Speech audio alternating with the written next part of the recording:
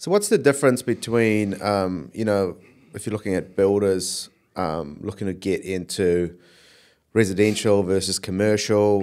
We just had Nathan Reynolds on from Fortified a few weeks back. They kind of transitioned into some commercial stuff. What are some of the things builders should know? What were some of the biggest differences between the sort of residential market and commercial market out there? Size and scale and complexity of projects is probably the first obvious one, but they are kind of chalk and cheese. The contractual side is huge.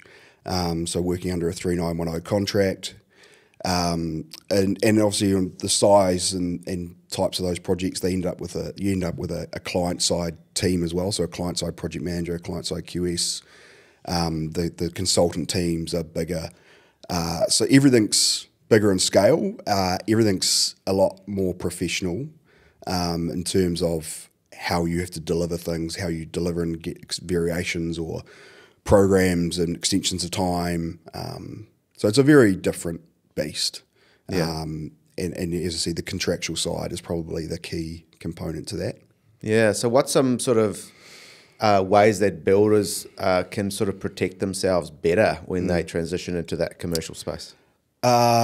Learning from experience, and we've made mistakes along the way, and we still do make mistakes. I think it's when I say be contractual, that's really important. It's to you've both spent time negotiating a fair contract, and then it's only fair to actually use that contract as it's written.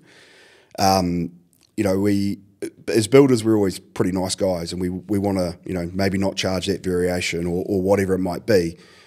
We can still be the good guy, but I think what we need to do and protect ourselves is claim our entitlement to that variation, claim our entitlement to that extra time.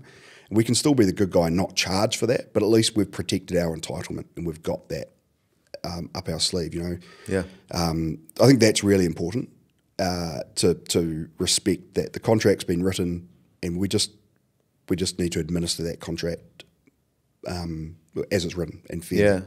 And what's some, has there been some mistakes over the years, Jeff, in terms of, maybe you guys left some things out of the contract that probably should have been in there? Yep. Like, what sort of learnings did you guys have over there, and specifically around that sort of contract management? Yeah, probably, all of that. We've missed some things out.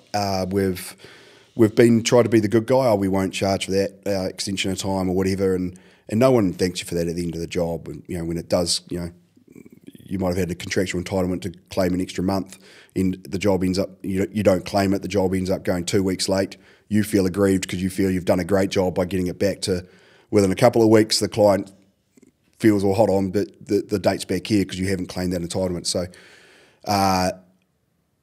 managing the contract and managing the project professionally is the most important thing we can do to protect ourselves, and it's the best thing we can do respectfully for the client too.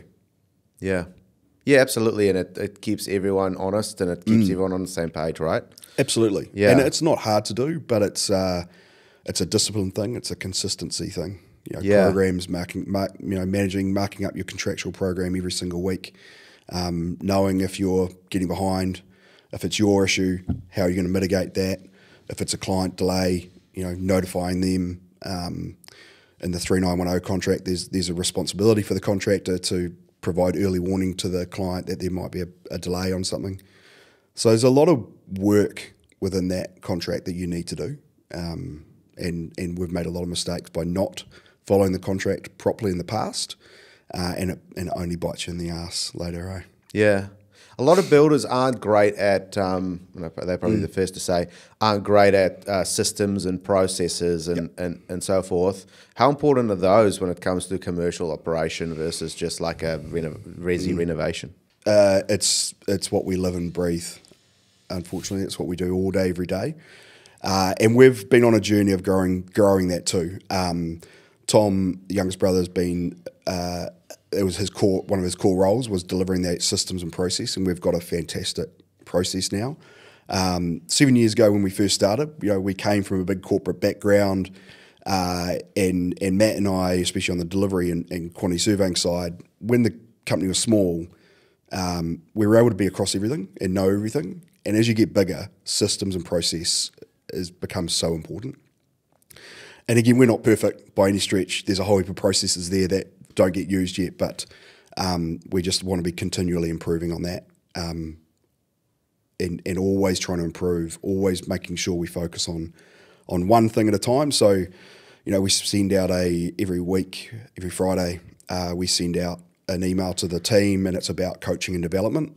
It might be about a site diary, for example, and it's just a quick one-pager of why is a site diary important, because you know how many people are on site that day, you're tracking man hours, who came to site council, you can put a photo in there of their council records. Hey, the consultant came to site and talked about X, Y, and Z. That might be a variation. I spoke to Bob the painter. He said he was going to be finished by Friday. Those little things on a site diary, as an example, are so important.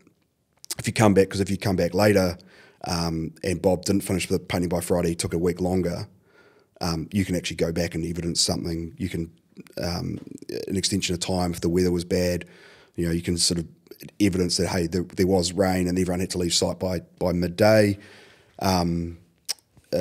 Progress, especially if you're going for an extension of time, you can go back to that site diary record as evidence saying, no, well, that slab was poured on the 4th of April, and here's the evidence of it. So that's just one example, but they're really important.